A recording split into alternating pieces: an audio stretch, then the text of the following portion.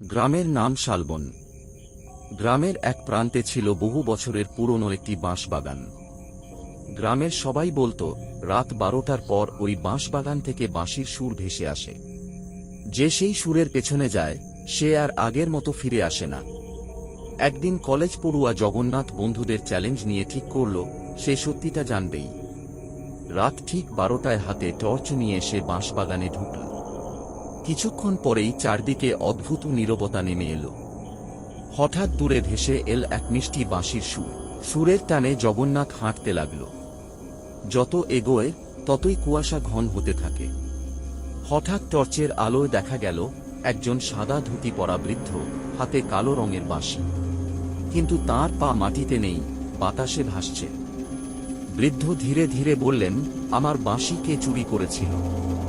তাকে আজও খুঁজে বেড়াই। তুমি কি দেখেছ? ভয়ে জগন্নাথ কিছু বলতে পারল না। হঠাৎ বৃদ্ধ বাঁশিতে ফুঁ দিলেন। পরের মুহূর্তে জগন্নাথ দেখল, বাঁশবাগানের সব বাঁশ যেন মানুষের মতো নড়ছে। চারদিক থেকে ফিস ফিস আওয়াজ। থেকে যাও, থেকে যাও। সে প্রাণপণে দৌড়ে পালাল। গ্রামের মন্দিরের সামনে এসে অজ্ঞান হয়ে পড়ে গেল। পরদিন সকালে গ্রামের বৃদ্ধরা জানালেন, বহু বছর আগে ওই বাঁশবাগানে এক বাঁশিওয়ালাকে হত্যা করা হয়েছিল। তারপর থেকেই মাঝরাতে তার বাঁশির সুর শোনা যায়।